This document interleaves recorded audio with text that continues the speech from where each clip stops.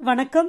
Ionic equilibrium சாப்டர்லேருந்து effect of addition of 0.01 mole of solid sodium hydroxide to 1 liter buffer solution containing 0.8 m acetic acid and 0.8 m sodium acetate. இந்த topic பற்றி தான் நம்ம பார்க்க போகிறோம். ஆக்சுவலாக இந்த டாப்பிக்கோட அர்த்தம் என்ன அப்படின்னு பார்த்தீங்கன்னா, acetic acid sodium acetate mixture இருக்குது.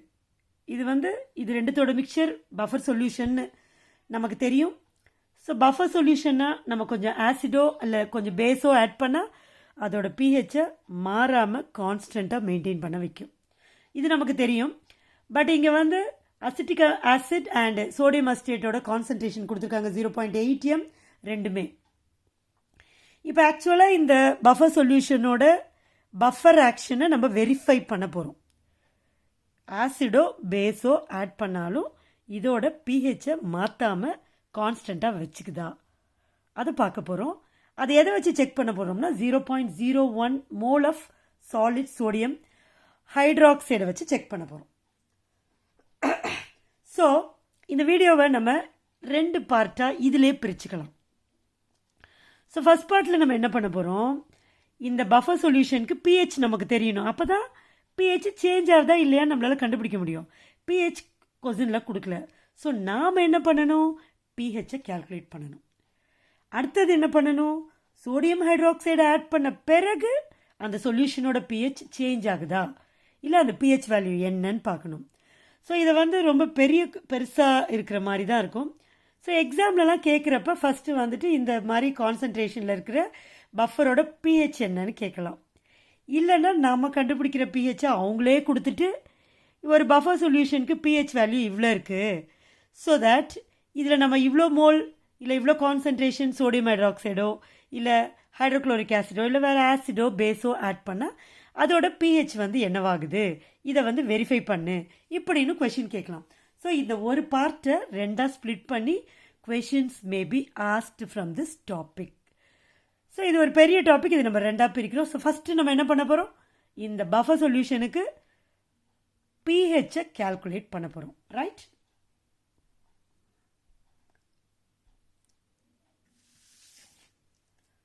ஸோ ஃபஸ்ட்டு நம்ம ஈக்குவேஷன்ஸை எழுதிக்கலாம். என்ன ஈக்குவேஷன்ஸ் எழுதிக்கலாம், அசிட்டிக் ஆசிட் இல்லையா, அசிட்டிக் ஆசிட் எப்படி டிசோசியேட் ஆகும், CH3 COOH எக்வஸில் CH3 COO minus எக்வஸ்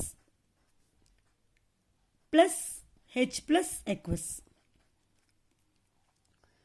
இதில் இன்னொரு சொல்யூஷன் இருக்குல்ல, sodium acetate CH3 COO Na எக்வஸ். இது எப்படி டிசோசியேட் ஆகும், CH3 COO minus எக்வஸ் plus Na plus எக்வஸ். சரியா?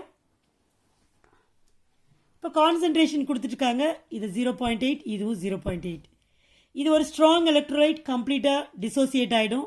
அப்போ இது எவ்வளோ இருக்கோ அவ்வளோதான் இது ரெண்டும் இருக்கும். தர்ஃபோர் இதுவும் 0.8, இதுவும் 0.8. பட் அசிட்டிக் ஆசிட் பொறுத்த வரைக்கும் it is a week electrolyte, கம்ப்ளீட்டாக டிசோசியேட் ஆகாது. ஸோ ஒரு பர்டிகுலர் போர்ஷன் ஃப்ராக்ஷன் தான் அதில் டிசோசியேட் ஆகும். அது எவ்வளோன்னு நமக்கு தெரியாது. அதனால நம்ம அதை ஆல்ஃபான்னு டினோட் பண்ணுவோம். ஸோ கொடுத்துருக்கிற 0.8 ஆல்ஃபா மோல்ஸ் தான் டிசோசியேட் ஆகும். அப்போ ஈக்லிபிரியம் கண்டிஷனில் 0.8 ஆல்ஃபா மோல்ஸ் போயிருக்கும். அப்போ இது ஆல்ஃபா தான் இருக்கும், இது ஆல்ஃபா தான் இருக்கும். ஸோ இது ஒரு இம்பார்ட்டன்ட் ஸ்டெப், நம்ம இதை புரிஞ்சுக்கணும்.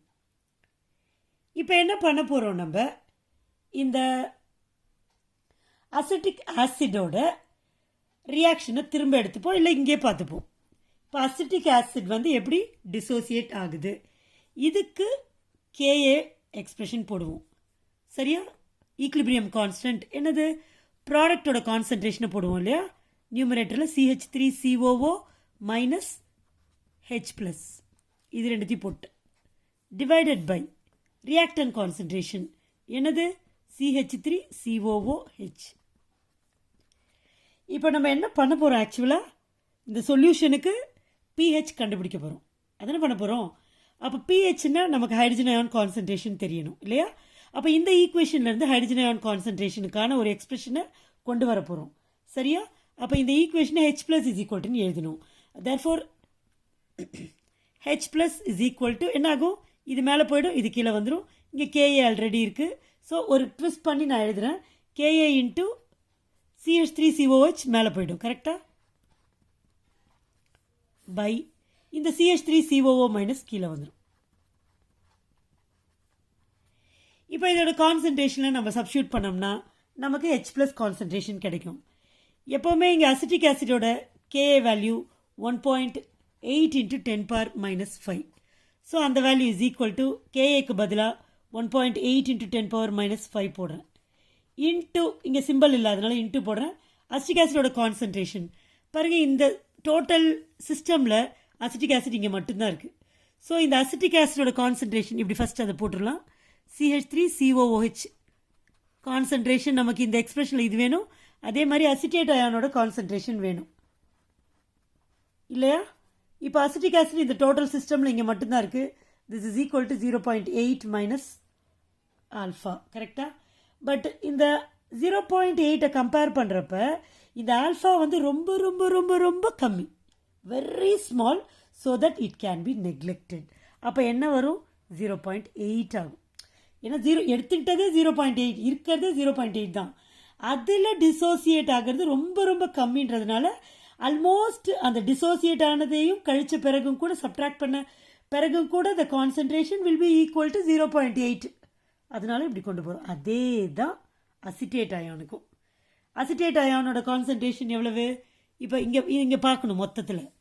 இந்த இடத்துல அசிட்டேட் அயான் இருக்கா, இந்த இடத்துல அசிட்டேட் அயான் இருக்கா, ரெண்டு இடத்துல இருக்கா. அப்போ இவங்க ரெண்டு பேரோட கான்சன்ட்ரேஷனை நம்ம ஆட் பண்ணணும். அப்போ இங்கே வந்து என்ன வரும்? 0.8 ப்ளஸ் ஆட் பண்ணணும், ரெண்டு இடத்துலையும் இருக்குல்ல, ப்ளஸ் ஆல்ஃபா. அகெயின் இங்கேயும் இந்த 0.8 கம்பேர் பண்ணுறப்ப the value of alpha is very very small so that it can be neglected. therefore இதுவும் என்ன ஆகிடும்? 0.8 ஆகிடும். சரியா? ஸோ KA நமக்கு தெரியும், ரெண்டு கான்சன்ட்ரேஷனும் இருக்கும். இந்த ஈக்குவேஷனில் நம்ம சப்ஸ்டியூட் பண்ணுறோம். அப்போ KAக்கு 1.8 × 10⁻⁵ போட்டுறேன். அசிட்டிக் ஆசிட் கான்சன்ட்ரேஷனுக்கு 0.8 போடுறேன். பை அசிட்டேட் அயான் கான்சன்ட்ரேஷனுக்கும் 0.8. ஸோ 0.8 போடுறேன். இது ரெண்டு கேன்சல் ஆகிடுது. So H + concentration will be equal to 1.8 × 10⁻⁵. ஆனால் நமக்கு H + கான்சன்ட்ரேஷனாக வேணும். நம்ம என்ன கண்டுபிடிக்கணும்? இந்த சொல்யூஷனுக்கு pH கண்டுபிடிக்கணும். pH கண்டுபிடிக்கணும்னா அதுக்கு we need H + கான்சன்ட்ரேஷன். அதுக்காக நம்ம இந்த எக்ஸ்பிரஷனை யூஸ் பண்ணி H + கண்டுபிடிச்சோம். ரைட்? இப்போ H + கான்சன்ட்ரேஷன் நம்ம கையில் இருக்குது. ஸோ pH கண்டுபிடிச்சிடலாம். pH is equal to minus log 10 H + concentration. This is equal to minus log 10 H + க்கு பதில் என்ன போடுறோம்? 1.8 × 10⁻⁻⁵ போடுறோம். கரெக்டாக? இப்போ என்ன பண்ணுறோம்? லாகு இது காமன் இல்லையா? இப்போ என்ன பண்ணுறோம்? லாக் இந்த ரெண்டு நம்பருக்கு பிரித்து கொடுக்குறோம். அப்போ அது பெருக்கல் விதி, அதாவது ப்ராடக்ட் ரூல்னு சொல்லுவோம். லாக்ரிதமில் product it is called as product rule. அப்போ லாக் ரெண்டு பேருக்கு கொடுக்குறப்பல இந்த மல்டிப்ளிகேஷன் சிம்பிள் ப்ளஸ் ஆகிடும். ஸோ மைனஸ் காமனாக வெளில இருக்குது. லாக் 10 ஃபஸ்ட்டு 1.8க்கு கொடுத்துட்டோம். மல்டிப்ளிகேஷன் ப்ளஸ் ஆகிடும். அகெயின் லாகை வந்து 10⁻⁵ கொடுக்குறோம். So it becomes log 10 10⁻⁵. Okay? இப்போ இது என்ன பண்ணுறோம்? இந்த மைனஸ் இங்கே உள்ளே கொடுக்குறோம். Minus log 10 1.8. இது என்ன பண்ணுறோம்? Minus log 10 10⁻⁵. இப்போ என்ன பண்ணுறோம் பாருங்க, this is equal to minus log 10 1.8. இந்த மைனஸ் 5, அதாவது லாகில் பவர் இருந்துச்சுன்னா முன்னாடி வந்துடும். ஸோ இந்த -5 அப்படியே முன்னாடி வரும். அப்போ ஆல்ரெடி இங்கே மைனஸ் இருக்குது. மைனஸ் இன்ட்டு மைனஸ் +5 ஆகிடும். கரெக்டாக? பட் லாக் 10 அப்போ மிச்சம் எங்கன்னா இருக்கும்? இங்கே லாக் 10 பேஸ் 10 இருக்கும், ஹூஸ் வேல்யூ இஸ் 1. அப்போ இங்கே இன்ட்டு 1. இப்போ 5 1s are 5. இது பாசிட்டிவாக இருக்கா? முன்னாடி போட்டுக்கிறேன். Minus log 10 1.8. லாக் 10 1.8ஓட வேல்யூ வந்து 0.26. அப்போ நம்ம 5 வந்து 0.26 நம்ம சப்ட்ராக்ட் பண்ணோம். You will get 4.74. ஸோ ஒரு வேலை முடிஞ்சு போச்சு. அதாவது அந்த சொல்யூஷனோட பஃபர் சொல்யூஷனோட pH வேல்யூவை நம்ம கண்டுபிடிச்சிட்டோம். இப்போ என்ன பண்ணுறோம்? இப்போ 0.01 mole of solid sodium hydroxide இது கூட ஆட் பண்ணுறோம். அப்போ pH என்ன ஆகுதுன்னு கண்டுபிடிக்கணும் இல்லையா? ரைட். இப்போ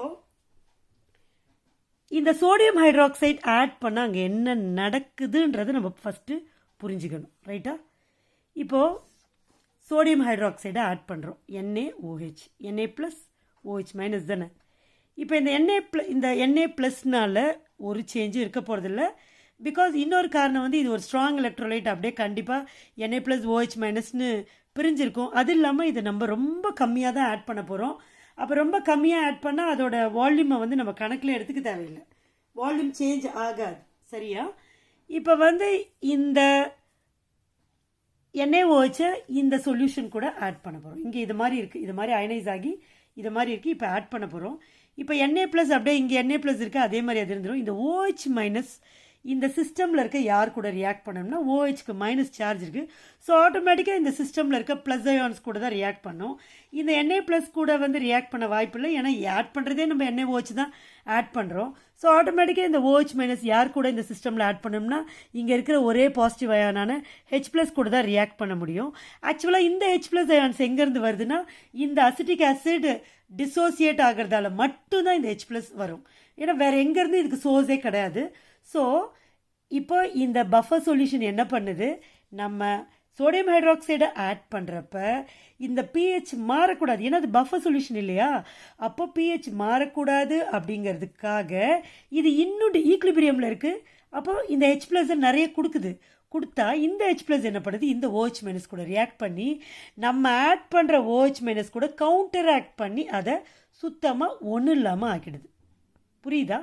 அப்போ H ப்ளஸ் தான் இந்த சிஸ்டமில் இருக்க H ப்ளஸ் தான் நாம் ஆட் பண்ணுற சோடியம் ஹைட்ராக்சைடு கூட ரியாக்ட் பண்ணி இந்த மொரவர் இந்த OH மைனஸ் தான் pH வேல்யூ மாறுறதுக்கே ஒரு காரணம்.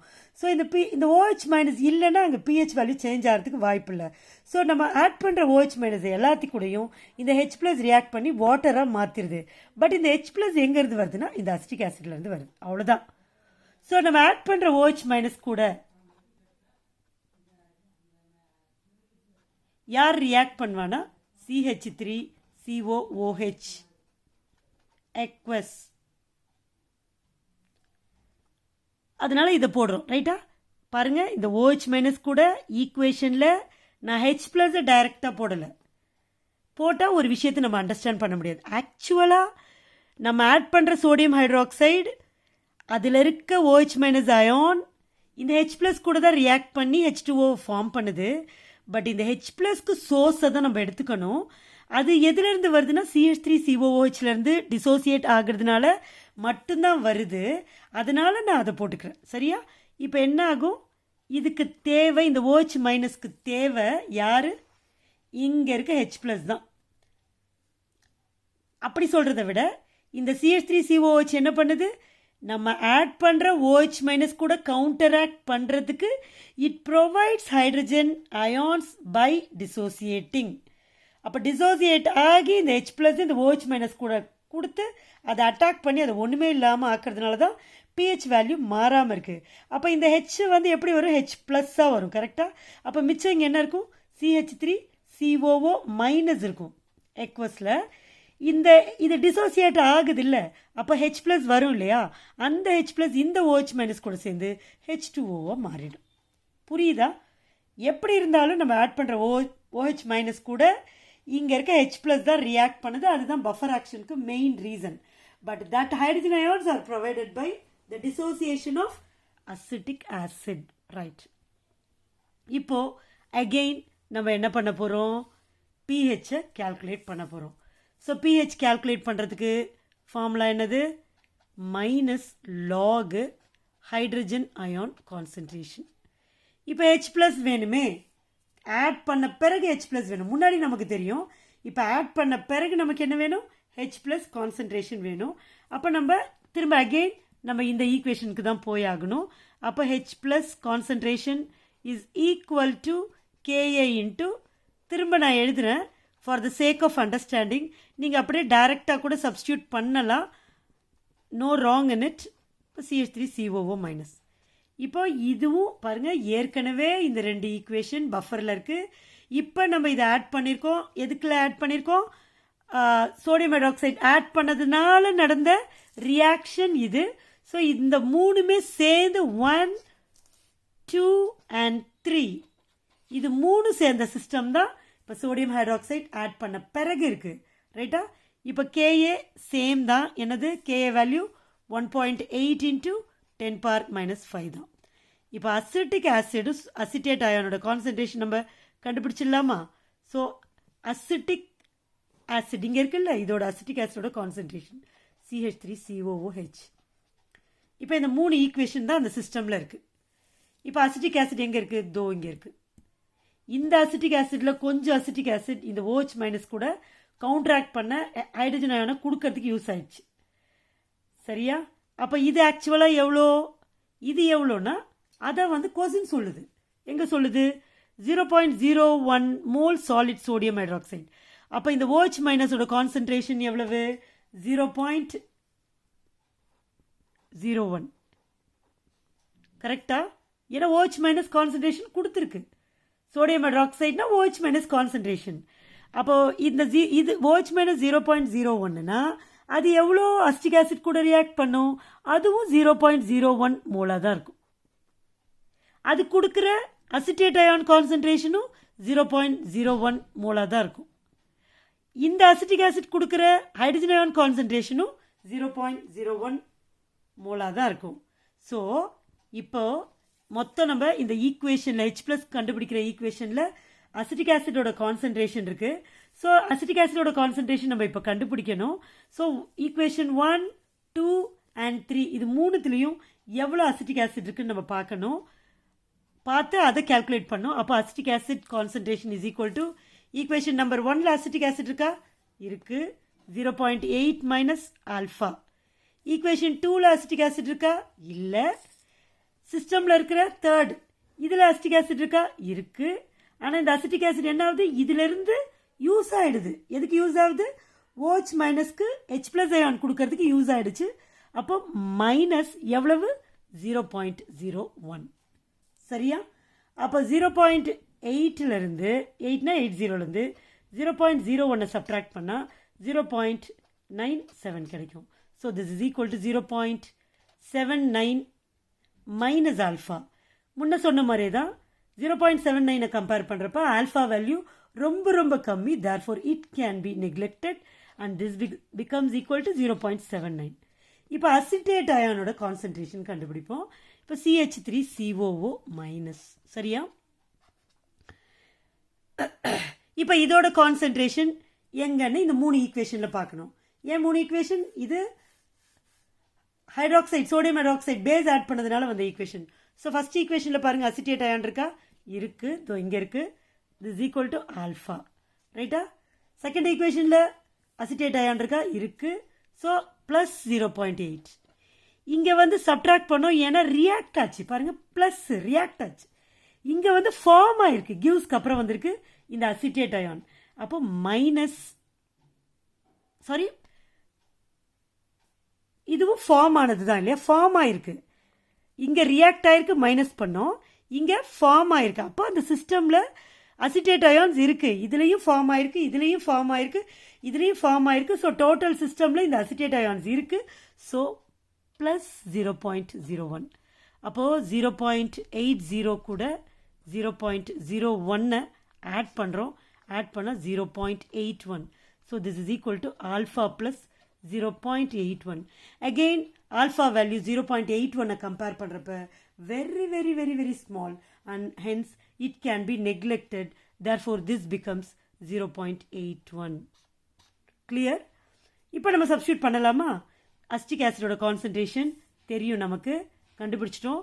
ஸோ இன்ட்டு 0.79 பை அசிட்டேட் அயானோட கான்சன்ட்ரேஷன் இங்கே கண்டுபிடிச்சி வச்சுருக்கோம் 0.81.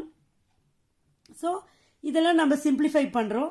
சிம்பிளிஃபை பண்ணுறப்ப இந்த 1.8, இந்த 0.79, இந்த 0.81 இது மூணுத்தையும் மல்டிப்ளை பண்ணி பாருங்கள்.